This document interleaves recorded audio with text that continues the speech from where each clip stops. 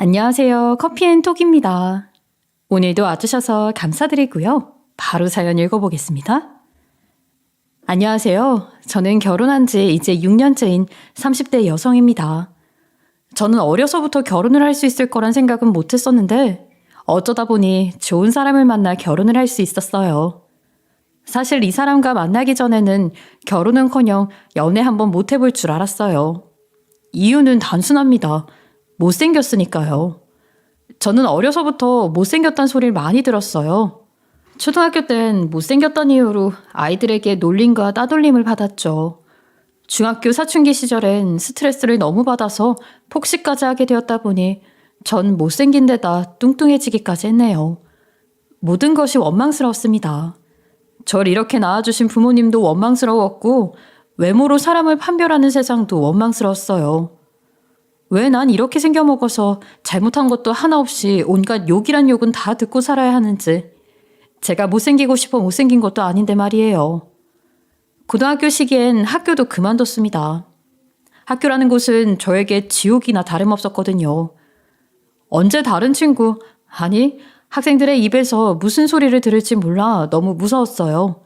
떨어질 대로 떨어진 자존감은 저의 인생을 더욱 피폐하게 만들었죠. 그래서 결국 고등학교는 중퇴를 하게 됩니다. 학교를 그만둔 뒤 한동안은 방 안에만 틀어박혀 있었어요. 그리고 매일 신께 기도했죠. 나를 조금이라도 예쁘게 만들어달라고. 아니면 하루만이라도 예쁜 얼굴로 살 수 있게 해달라고요. 그러면 당장 죽어도 여한이 없을 거라고 저는 진심으로 생각했어요. 하지만 인생이 영화도 아니고 그런 기적적인 일은 일어날 일 없었죠. 1년을 그렇게 보냈으니 달라진 건 오히려 늘어난 얼굴과 여드름과 몸무게뿐 여전히 전 못생기고 뚱뚱한 여자아이일 뿐이었습니다. 그러던 어느 날 이대로는 도저히 못 살겠다는 생각이 들더군요. 어차피 앞으로 달라질 것 없는 인생인데 차라리 지금 없어지는 게 더 낫겠다는 생각이 들었어요. 그래서 정말로 세상과 작별할 시도를 해봤어요. 여러분들이 보시기엔 어리석은 선택일 거고 저 역시 지금 생각하면 어리석은 선택이었지만 그때 제 마음은 차라리 지옥에 가고 싶을 정도였으니까요. 그렇게 시도까지 해봤는데 그날의 고통은 지금도 잊질 못해요. 참 끔찍하더군요. 그 고통에 의해 저는 곧장 후회를 했어요. 아니 후회라기보다는 사실 그 상황에 머릿속으로 드는 생각은 딱 하나뿐이에요. 살고 싶다. 정확히는 그 고통에서 벗어나고 싶다는 거겠지만요. 목소리조차 나오지 않는 상황에서 저는 속으로 외쳤어요. 누구한테 비는지도 모른 채 제발 살려주세요 라고 외쳤어요. 그런데 그 순간 저에게 기적 같은 일이 하나 벌어졌어요. 어떻게 보면 여러분들이 듣기엔 우스울 수도 있겠지만 끈이 끊어진 거예요. 네, 그놈의 뚱뚱한 제 몸무게 덕분에요. 바닥으로 떨어진 저는 숨을 가쁘게 쉬면서 방금 전의 고통에서 해방됐다는 사실이 너무 기뻤어요.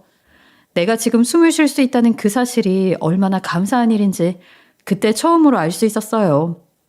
그리고 이 뚱뚱한 몸무게가 내 인생 처음으로 나에게 도움을 주었다는 사실에 모든 것은 어딘가에 분명 쓸모가 있을 수 있다는 사실도 깨닫게 되었죠. 그후부터 저의 인생은 조금이지만 달라지게 되었어요. 더는 제 못생김과 뚱뚱함에 절망하지 않았어요. 그보다는 어찌됐든 나라는 사람이 이 세상 어딘가에 쓸모가 있을 수 있다는 생각으로 검정고시를 공부하고 입시 준비를 했습니다. 여전히 주위엔 친구 하나 없었지만 그래도 전 살아가기 위한 노력을 시작했어요. 늦게나마 시작한 공부였지만 다행스럽게도 제 머리가 바보는 아니었나 봐요.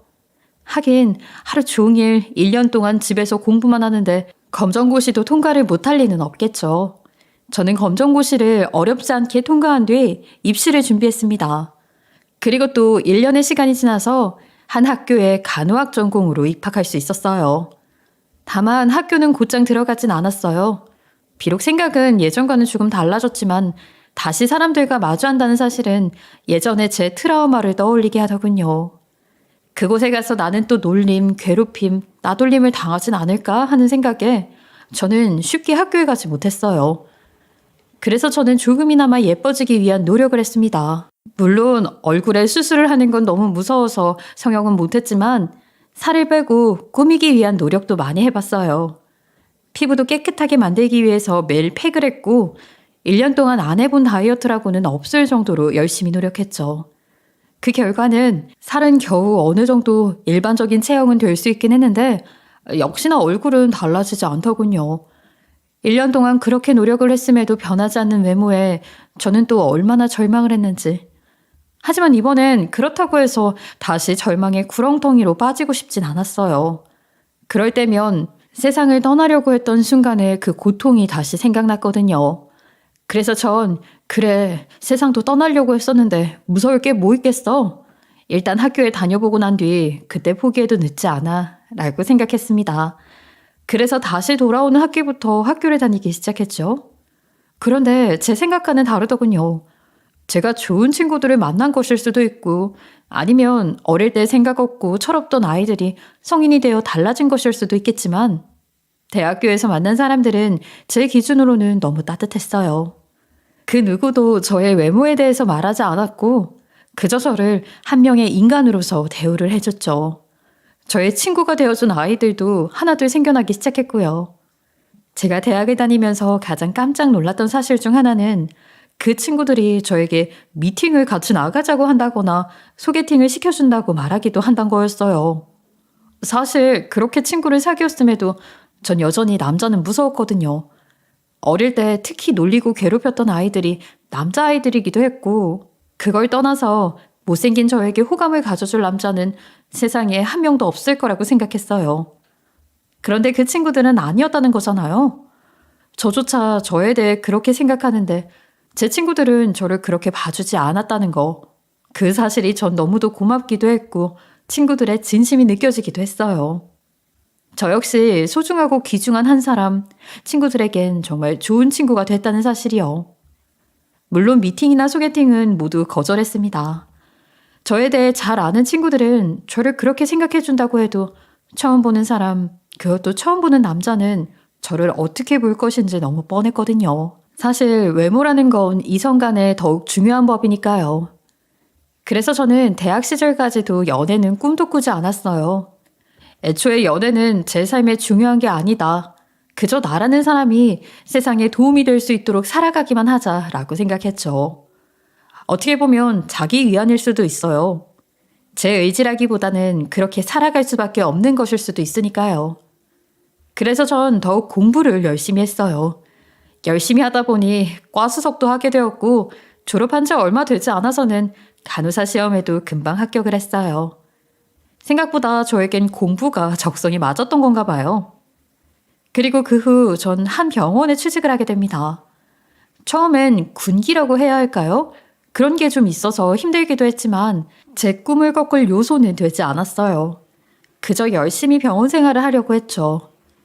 못생긴 만큼 환자들에게 조금이라도 더 친절해지기 위해 노력했고 업무상으로도 항상 성실하기 위해 부지런을 떨었고요. 그런데 그랬던 노력이 참 이상한 방식으로 보상을 받더군요. 병원에서 좀 인기가 있었던 한 남자 물리치료사가 있는데 그 사람이 저와 식사를 하고 싶다고 한 거였어요. 그리고 그 사람은 그 식사 자리에서 제가 한 번도 들어보지 못한 소리를 해주었죠. 환자들에게 웃는 모습이 너무 예쁘세요. 그래서 이렇게 밥을 한번 같이 먹어보고 싶었습니다. 일이 힘든데도 어떻게 그렇게 웃으실 수가 있을까 참 신기하네요. 저는 한 번씩 너무 힘들어서 그게 잘 되지 않더라고요. 참 대단하세요. 충격이었습니다. 아니, 내 얼굴로 웃어봤자 뭐가 예쁘다고. 하지만 그 사람은 몇 번이고 그렇게 말해주었어요. 그리고 그 후로도 몇 번 밥을 함께 먹자고 하더니 얼마간의 시간이 지나자 저에게 정식적인 만남을 제의하더군요. 지금보다 더 가까운 사이로 지내고 싶다고요. 네, 그게 지금의 제 남편입니다. 얼굴도 잘생겼고 성격도 참 착해요. 괜히 그 병원에서 인기가 있었던 게 아니었죠. 그런 사람이 제 남편이 되었다는 건 지금도 믿기지 않는 사실이에요. 그 사람은 지금도 저에게 그런 소리를 해주지만 그 소리를 들을 때마다 전 여전히 익숙하지도 않고 부끄럽네요. 그런데 이렇게 남편과 결혼을 한 뒤 저는 한 가지 사실을 깨닫게 되었어요. 왜 그런 말이 있죠? 화려한 버섯은 독버섯이라는 말이요. 그것처럼 화려한 꽃에도 독이 있을 수 있다는 사실을 알게 되었죠. 제가 그 사실을 깨닫게 된 건 저희 시누이 때문이에요. 우리 남편 집안 사람들은 참 외모가 타고난 건지 시누이도 정말 예뻤어요. 처음에 봤을 때 무슨 연예인인 줄 알았죠. 제가 그토록 원하던 작은 얼굴에 크고 예쁜 눈, 오똑한 코, 깨끗한 피부에 앵두 같은 입술. 정말 같은 여자인 제가 봐도 반할 정도로 예뻤어요. 신우이는 어릴 땐 슈퍼모델 대회까지 출전했었다고 하더군요. 비록 입상을 하진 못했지만 제가 실제로 봐왔던 모든 사람들 중에선 단연코 제일 예쁜 사람이었어요.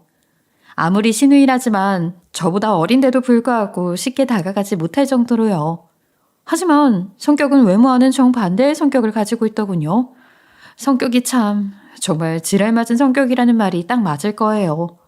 시댁의 골칫거리를 담당하고 있는 사람이 신우이라고 할 정도였고 매번 어디 가서 사고도 치고 싸움도 나고 저한테 하는 말들도 보면 이 사람은 참 철도 없고 개념도 없다는 생각이 금세 들었어요. 겪을수록 그 사람의 아름다운 얼굴이 단점으로 가려지는 사람이었어요. 그래도 어쨌든 저와 크게 부딪힐 일은 없어서 별 신경 안 쓰고 있었는데 하루는 남편이 씻으러 간 사이 신우이에게 계속 문자가 오더군요. 600만 원이나 되는 피부 관리를 끊었는데 한 번만 도와달라고. 나이도 점차 들고 있기에 피부 관리는 좀 더 빡세게 받아야 한다고요. 하지만 저희 부부에게 그 정도의 여유는 없었어요. 저는 결혼을 한 지 얼마 안 돼서 아기가 생겼고 일을 그만둘 수밖에 없었거든요. 남편 월급만으로 생활을 했어야 했는데 600만 원이라는 큰 돈을 신우이에게 줄 여유가 어디 있겠어요? 전 딱 잘라 거절했습니다. 우리 사정에 600은 너무나 큰 돈이라서 빌려주는 것조차 해줄 수 없다고요. 그리고 추가로 한마디 더 했죠. 아가씨는 그런 거 하지 않아도 너무 예쁘니까 우리 수준에 맞지도 않는 그런 건 할 필요 없지 않느냐고요. 그런데 추가로 한 그 말이 신우이에겐 굉장히 불쾌했나 봐요. 제 딴에는 나름 신우이의 외모를 칭찬하는 말이었는데 신우이 입장에서는 우리 수준이라는 말이 기분이 나빴나 보더군요. 제 말에 신우이는 발끈해서 이렇게 말하더라고요. 우리 수준? 우리 수준이 뭔데요? 나까지 세연이랑 같은 급으로 엮지 마세요. 세연이는 못생겼으니까 부잣집 남자랑 결혼을 못한 거지. 전 아니거든요. 참나 기가 막혀서. 600도 다 투자금이에요. 외모에 그만큼 투자를 해야 돌아오는 게 생기는 거지. 하긴 뭐 평생 못생기게 살아온 사람이 그런 걸 어떻게 알겠어? 신우이는 이렇게 대답을 한 것뿐만이 아니라 이 이후로 저에게 굉장히 차갑게 대하기 시작했어요. 인사도 잘 안 받아줬고 받아준다고 하더라도 굉장히 공격적인 말들로 제 트라우마를 건드리는 경우도 덜어 있었죠. 그럴 경우엔 남편이 신우이에게 한 소리 해주긴 했지만요. 제가 상처받는 건 어쩔 수 없었네요. 그런데 신우이는 남편에게 한 소리를 들었던 것도 기분이 나빴나 봐요. 얼마 뒤 저에게 다른 방식으로 복수를 하더군요. 그런 일이 있고 나서 시댁에서 모이는 날이 있었는데 저를 보는 눈빛부터가 예사롭지 않더라고요. 눈빛만 봐도 저한테 무슨 짓을 할 것 같은 느낌. 어릴 때 괴롭힘을 하도 많이 당해봐서 전 알 수 있었거든요. 신우이는 그런 눈빛과는 다르게 이상하게도 저한테 살갑게 대했습니다. 웃으면서 이야기를 하기도 하고 살갑게 커피까지 타다 준다는 말도 했죠. 그런데 그 커피를 타주는 것부터가 신우이 계획의 시작이었어요. 신우이는 커피를 저에게 주는 척 하더니 실수인 척 일부러 커피를 쏟더라고요. 그래도 거기까진 괜찮았어요. 커피 좀 옷에 묻는 거야 빨면 그만이니까. 어릴 때 우유 몇 팩을 저한테 던진 애들도 있었는데요, 뭘. 하지만 문제는 그 다음이었죠. 신우이는 미안하다 하면서 옷 갈아입으라고 자기 옷을 입으라고 가져다 주더군요. 그런데 그 옷이 무슨 5살짜리 애가 입는 건가 싶을 정도의 딱 붙는 자그마한 원피스였어요. 대학에 가기 전 제가 살을 뺐다고는 하지만 그런 옷을 입을 수 있는 정도는 절대 아니에요. 거기다 애도 낳고 난 뒤로는 다시 찌기도 해서 그 옷은 제가 입을 수 있는 사이즈가 아니었죠. 제가 그 옷을 보고 좀 난감해하자 신우이는 어머, 언니 그거 안 맞아요? 그거 프리 사이즈로 나온 건데? 어떡하지? 내가 입는 옷들 중에 그나마 언니한테 맞는 걸로 가져온 건데.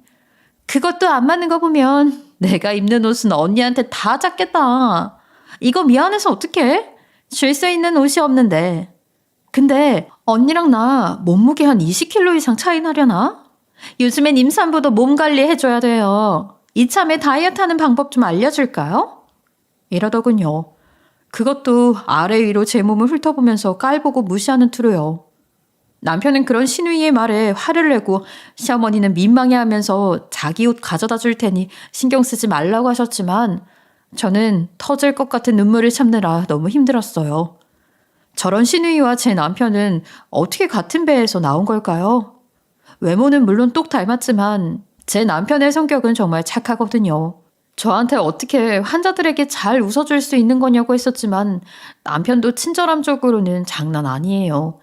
물론 남편이 잘생기기도 했지만 그것만으로는 남편한테 물리치료를 받으려는 사람들이 줄을 서진 않죠. 심지어 남자들도 모두 남편한테 받으려고 하니까요. 거기다 애초에 저의 내면만 보고 저를 사랑해주는 사람입니다. 그것만 봐도 어떤 사람인지 알 수 있지 않나요? 껍데기뿐만이 아니라 내면도 아름다운 신우이와는 다른 사람인데 같은 배에서 나와 같은 집안 환경임에도 불구하고 어떻게 저리 다를 수가 있는 건지 참 신기하기도 해요. 어쨌든 그날 일은 저에게 다시 한번 큰 상처가 되었지만 그래도 그 뒤에 있을 일들에 비하면 큰일이 아니었어요. 상처받는 거야 익숙하니까 힘들어도 속으로 묻고 덮으면 끝이겠지만 그 다음의 일들은 단순하게 상처받는 거에서 끝나지 않았거든요. 그 일은 남편의 병원에서 발생했어요. 남편은 제가 병원을 그만둔 뒤에도 그 병원에서 10년째 일하고 있었어요. 그만둘 생각도 없지만 그 병원에서 저희 남편은 놓칠 생각도 잘 안 하긴 했죠. 줄 서가면서 물리치료를 받으려고 하는데 누가 그만두게 하겠어요? 그러다 보니 병원 사람들과도 친합니다. 때때로 집에 동료들을 초대해서 식사 대접하는 일도 많았죠. 그런데 하루는 잘 알고 지내던 남편 친구에게 연락이 왔어요. 제 시누이가 병원까지 와서 저희 남편이 불륜을 저질렀다며 깽판을 치고 있다고. 그 소리를 듣고 전 대체 무슨 일인 건지 감도 안 잡혔어요. 착실한 제 남편이 불륜을 저질렀다는 건 애초에 믿지도 않았지만 시누이가 저를 위해 저 대신 병원에서 깽판 칠 사람이 절대 아니었으니까요. 그런데 잠시 뒤 병원에서 깽판을 치고 있다던 시누이가 저희 집으로 찾아왔더군요. 그러면서 한다는 말이 언니, 오빠 직장 옮기게 해요. 어차피 소문나서 다니기 힘들걸요? 그동안 병원에서 이미지가 꽤나 좋았던 모양인데 이제 불륜남이 돼서 욕먹기만 할 거예요. 그동안 했던 행동들도 다 연기라고 환자들도 손가락질할걸요? 오히려 그동안 자기들이 속은 거라고 생각하면 더 화날 수도 있고. 저는 신우이가 도대체 왜 그러는지 이해가 가지 않았어요. 있지도 않은 불륜을 만든 것도 그렇지만 왜 병원에 가서 깽판을 치며 남편의 입장을 곤란하게 만드는 건지 도대체가 납득이 가지 않았어요. 지피는 거라곤 얼마 전 시댁에서 있었던 일 때문에 남편에게까지 감정이 있었나 싶어 그것 때문에 그러냐고 대화를 해봤는데 아 맞다. 얼마 전에 그것 때문에 오빠가 저를 혼내긴 했죠. 그때 기분이 나쁘긴 했었지만 잊고 있었는데 생각해보니 그러네. 오히려 잘 됐다. 맨날 툭하면 잔소리하고 화내는 오빠도 물 먹여주고 싶었는데. 네? 그러면 그것 때문에 그런 게 아니란 소리예요? 아니 그럼 대체 왜? 다 이유가 있으니까 그런 거 아니겠어요? 아무렴 제가 아무 생각도 없이 그랬을까 봐. 사실 저 요즘 잘 돼가는 사람 있거든요. 네? 갑자기 그 소리는 또 왜? 아니 그런데 그 사람이 그 병원의 의사예요. 아마 얼마 전에 온 분이니까 잘 모르긴 할 거예요. 그런데요.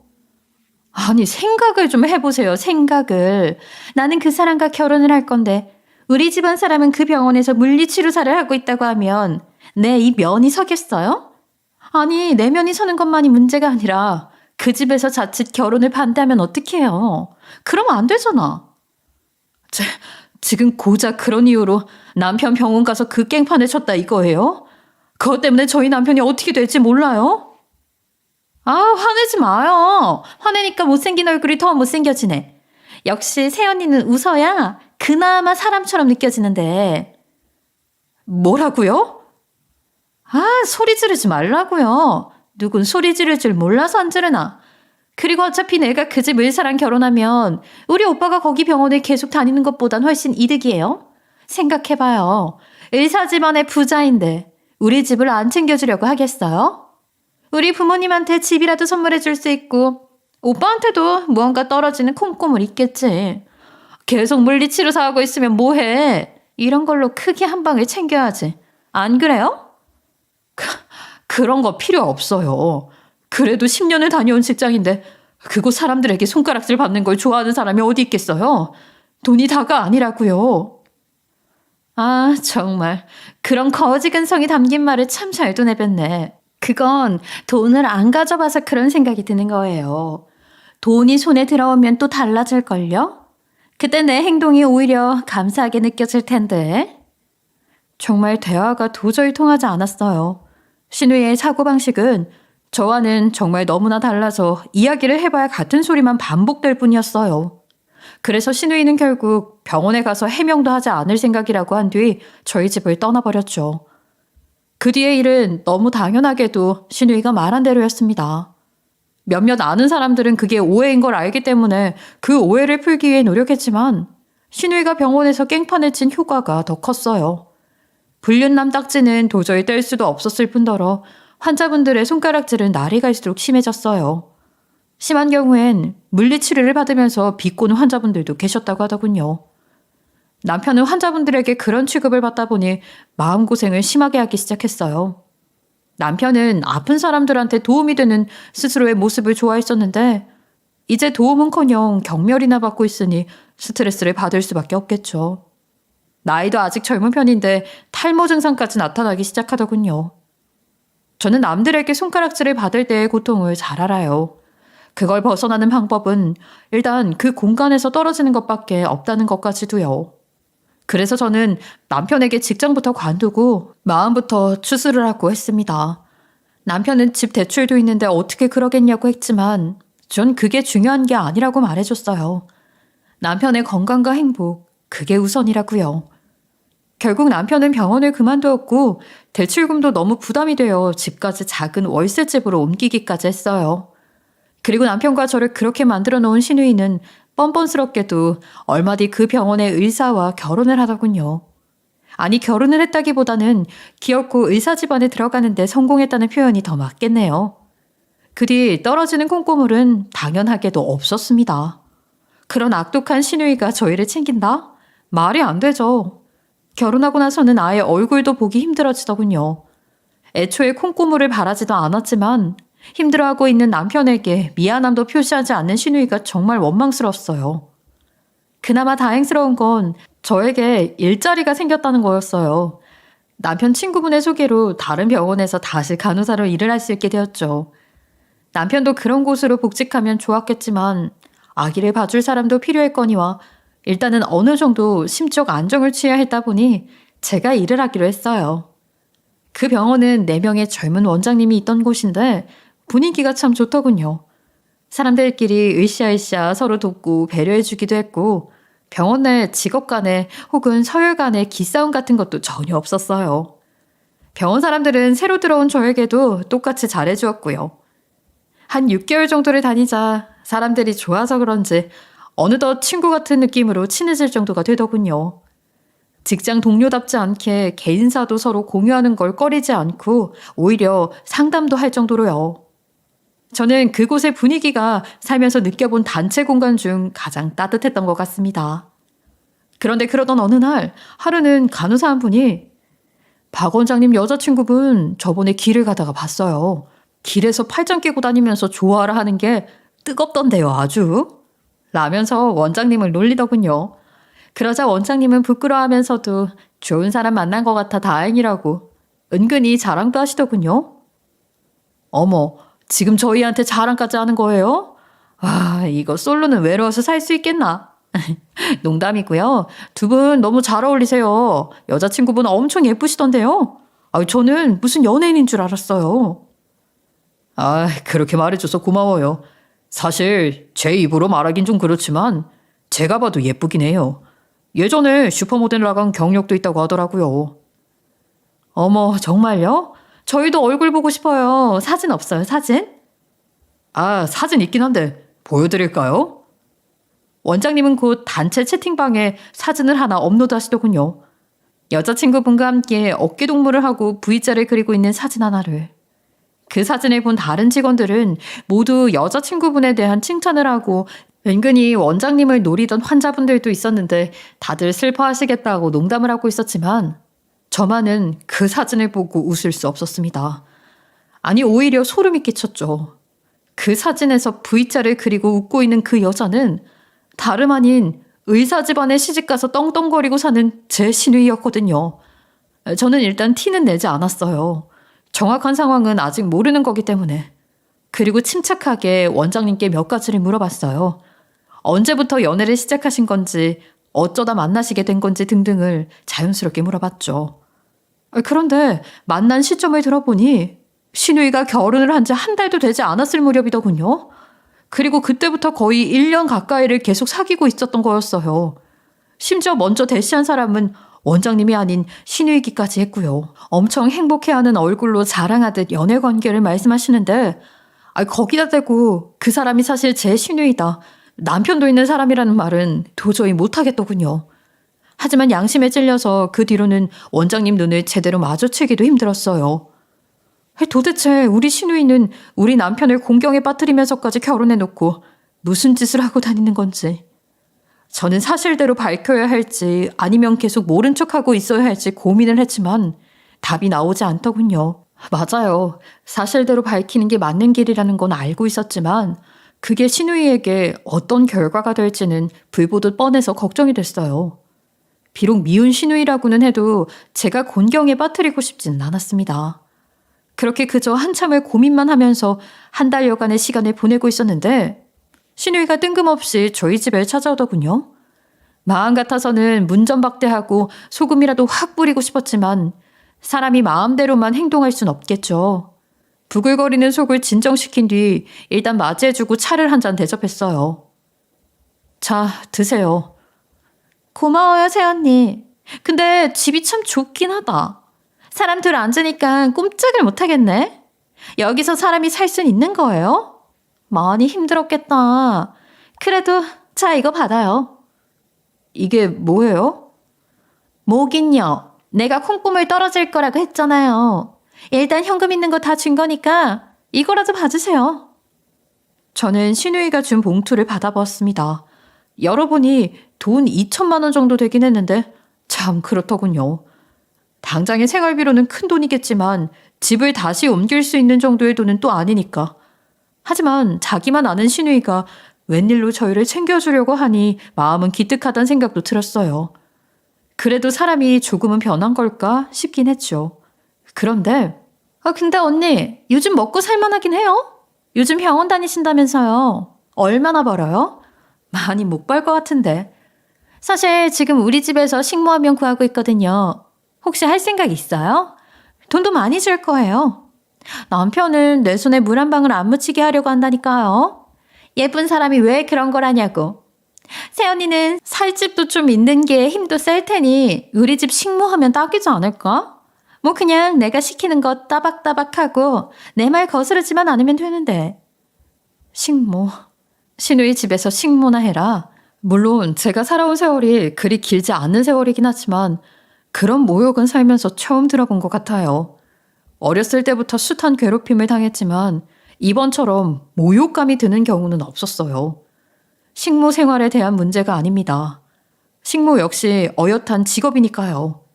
다만 신우의 말은 저에게 너희는 내 종이나 해라 라는 것처럼 들렸어요. 그런 말을 다른 사람도 아닌 저희를 이렇게 만든 신우이가 하니 살면서 누구에게도 화를 내본 적이 없던 저였지만 그때만큼은 화가 참아지질 않더군요. 남편 머리는 아직도 한 주먹씩 빠지는데 그 고통이 누구 때문인지 지금 그 원흉이 날 내려보며 저렇게 말을 하니 남편 생각에 시누이의 찰랑대는 머리를 확 잡아채서 던져버리고 싶었어요. 하지만 살면서 화를 내본 적 없는 사람이 누군가에게 그런 행동을 하기란 쉽지도 않고 무섭기도 하더군요. 저는 그저 시누이가 준 봉투를 다시 시누이에게 내던지며 정신 좀 차리라고 외친 뒤 당장 눈앞에서 사라지라고 했어요. 시누이가 사라진 뒤에도 화는 가라앉을 생각을 안 하더군요. 아니 오히려 더 깊어지기만 했죠. 이대로는 참을 수 없다. 신우이에겐 나 역시 한 방 먹여야겠다 그런 생각만 들었어요. 그리고 어떻게 하면 좋을까 생각을 하는데 한 가지 좋은 생각이 들더군요. 전 얼마 뒤 신우이에게 연락을 해서 그 식모자리를 정말 할 수 있는지를 물었어요. 그러자 신우이는 놀란 듯이 정말 식모자리를 하겠다고요? 라며 반문을 하더라고요. 역시나 애초에 정말 식모자리가 필요해서 말했던 게 아닌 저를 조롱하기 위해 꺼냈던 말이었겠죠. 하지만 전 상관없었어요. 그래서 다시금 할 수 있는 건지 물어봤어요. 그러자 신우이는 깔깔깔 웃으면서 원하면 시켜주겠다고 하더군요. 그리곤 당장 내일 자기네 집으로 오라고 시댁 식구들 다 소개해주겠다고 했어요. 저는 그 다음날 신우이 집으로 향했습니다. 신우이는 가자마자 문 앞에 택배 상자를 들고 오라고 시키더군요. 하지만 전 그런 말은 무시하고 들어간 뒤 신우이의 시댁 식구들에게 인사를 했어요. 신우이는 시댁 식구들에게 못생겼지만 힘은 잘 쓰는 새언니라고 소개해주더군요. 저 팔뚝 보세요. 새언니가 가난하게 살아서 생활력이 좋아요. 택배 상자 드는 것도 쉽게 된다니까요. 봐봐요. 왜 안 들고 왔지? 언니, 그것 좀 들고 오라니까. 내 말 못 들었어요? 아, 택배 상자? 그 대신에 더 재밌는 걸 들고 왔는데 이것부터 보지 그래? 전 곧 사진 한 장을 꺼내서 신우이에게 보여줬어요. 그리곤 신우이는 사색이 되어 절 마당으로 데리고 나왔죠. 그 사진의 정체는 바로 저희 병원 단체 채팅방에 올라왔던 원장님과 신우이의 사진이었거든요. 신우이는 마당에 나오더니 모든 상황은 눈치챈 듯 했어요. 제가 무슨 짓을 하려고 하는지도. 제가 불륜은 내 남편이 아니라 네가 전문이었네 라고 하자 신우이는 곧장 무릎을 꿇더니 두 손을 싹싹 빌면서 제 말이면 무엇이든 다 하겠다고 하더군요. 전 앞으로 3가지 조건을 말할 테니 차례차례 제 말대로 하라고 했어요. 그리고 우선 첫 번째는 제 남편의 명예를 회복시키는 일이라고 했죠. 신우이는 당연히 알겠다고 했어요. 방법은 저희가 신우이를 명예훼손으로 고소한 뒤 패소하게 만드는 거였어요. 그 뒤 병원 측에 판결문을 게시하여 남편에 대한 오해를 풀도록 만들었죠. 첫 번째 일이 해결된 뒤 두 번째로는 우리가 살던 아파트를 돌려놓으라고 했습니다. 그런데 과연 집이 부자라서 그런가 첫 번째 일보다도 더 쉽게 해결이 되더군요. 대출금도 없이 아예 집재로 구매해서 저희에게 넘겨주었어요. 그리고 마지막 3번째는 뭐냐고 신우이가 보채는데 저는 웃으면서 말해주었어요. 모든 걸 현재의 남편과 저희 병원 원장에게 고백한 뒤 헤어지라고. 사실 이건 저희와의 일이 아닐지라도 응당 신우이가 치러야 할 대가이기도 했죠. 하지만 신우이는 그것만은 안 된다고 제발 살려달라고 빌더군요. 하지만 전 코웃음을 쳤습니다. 어차피 모든 것은 밝혀질 일인데 공연히 애쓰지 말라고요. 그래도 행동을 옮기지 않는 신우이를 보고 저는 결국 원장님에게 사실을 조심스레 밝혔어요. 원장님은 제 이야기를 듣고 가만 안 두겠다며 신우 집을 직접 찾아가 난리를 치게 됐고요. 하지만 신우이 남편은 신우의 여우 같은 홀림에 한 번만 용서를 해주겠다고 했다는 겁니다. 그러고 나서 신우이는 저희 병원을 찾아와 저와 원장님에게 약을 올리듯 아무것도 없는 내가 어떻게 병원 의사 만나 결혼하고 병원 의사 만나 불륜을 저지를 수 있는지 알아? 다 내 얼굴 덕분이야. 솔직히 너도 내 얼굴 보고 연애한 거 아니야? 그래서 이번에도 내 무기인 얼굴로 내 남편한테 한 번만 용서해달라고 빌었지? 그러니까 바로 먹히더라. 니들이 아무리 용서받자 안 돼. 그러니까 그만 머리 쓰고 그만 좀 나대. 네가 언제까지 그 얼굴로 빌어먹고 살 줄 알아? 내가 여기서 가만히 있을 줄 알아? 얼굴만 예쁘고 머리 나쁜 거 자랑하니? 나한테 또 다른 계획이 있으니까 기대해도 좋을 거다. 원장님이 이렇게 말했는데도 신우이는 한번 해볼 테면 해보라고 콧방귀를 꼈어요. 그리고 그 자리에 함께 있었던 저의 어깨를 세차게 밀치고 병원을 나가더라고요. 제가 원장님께 그 다음 계획은 뭐냐고 물으니 원장님은 신우 시부모님을 찾아갈 거라고 하더라고요. 아주 낱낱이 이 모든 사실을 알릴 거라고요. 그때 저도 같이 가줄 수 있냐고 하시길래 저도 따라가겠다고 했죠. 신우이의 시부모님은 보통이 아니신 분들답게 우리 이야기를 듣고는 노발대발 난리가 났고 당장 이혼을 시키겠다고 했어요. 처음부터 마음에 안 들었는데 애 없을 때 헤어지는 게 낫다며 당장 신우이를 불러들였죠. 신우이는 아무것도 모르고 본인 시댁에 왔다가 시댁 소파에 떡하니 앉아있는 우리 둘을 보고 온몸을 사시나무처럼 떨더니 곧장 무릎을 꿇고 한 번만 용서해달라며 애원을 했어요. 네가 우리 집을 아주 만만한 집안으로 봤나 봐. 네가 그랬다며 얼굴 하나 믿고 이 자리까지 온 거라고. 얼굴 믿고 나대는 것들 다 무식하게 똥만 찬 것들이야. 그게 바로 너를 보고 하는 말이고. 네가 언제까지 젊고 예쁠 것 같니? 여자야, 너보다 예쁘고 젊은 애들은 계속 나타날 텐데. 우리 아들한테 그런 애들 소개해주면 그만이야. 이 세상에 너만 예쁘고 잘났는지 알아? 당장 이혼 서류 보낼 테니까 오늘부로 짐 싸들고 나가거라. 신우는 아무 소리도 못하고 신우 시모는 자존심 상하는 이야기만 콕콕 하셔서 신우이를 있는 대로 짓밟아놨어요. 신우 시모는 신우를 문전박대하듯 내쫓고 난 뒤 저와 원장님에게 감사하다는 말씀을 하며 사람 목숨을 살린 거나 마찬가지라고 용기 내주어 고맙다고 몇 번이나 감사 인사를 하셨어요. 결국 신우이 남편은 와이프보단 본인 엄마 말을 더 들었고 엄마 말대로 이혼을 하게 되었어요. 신우이는 그 집에서 내쫓기듯 무일푼으로 나오게 됐어요. 그야말로 껍데기만 남은 그런 인생이 되어버렸죠. 지금 그 일을 겪은 뒤 신우이의 얼굴을 보면 예전에 그 곱고 아름다운 얼굴은 온데간데 사라진 것 같더군요. 낯빛은 어두워지고 눈밑은 검어졌으며 그 비싼 피부 관리도 못 받게 되어서 피부도 여기저기 일어나고 스트레스 때문인지 주름까지 생겼어요. 그야말로 욕심으로 인해 무너져 내린 진짜 얼굴이 드러난 것 같았어요. 참 안타까워요. 제가 신우이였다면, 신우이의 얼굴로 살아갈 수 있었다면 그 아름다움을 즐기고 좀 더 남들을 위해 살아갈 수 있었을 텐데. 하지만 요즘은 또 그런 생각이 듭니다. 애초에 난 아름답지 않았던 덕분에 삶에서 중요한 게 뭔지 빨리 깨달을 수 있었던 거라고요. 외모가 중요한 게 아니라는 말은 하고 싶지 않아요. 하지만 그보다 더 중요한 게 무엇인지는 여러분들도 다 아실 거라고 생각해요. 어떤 외모를 가지냐가 아니라 어떤 외모이든 간에 어떻게 살아가느냐, 이게 중요한 거겠죠? 우리 모두 남들을 위해 좀 더 아름다운 세상을 만들어가기 위해 노력하는 사회가 오길 바라면서 이만 마치겠습니다. 감사합니다. 지금까지 커피앤톡이었습니다. 오늘도 끝까지 함께해 주셔서 감사하고요. 다음 영상으로 또 찾아뵙겠습니다.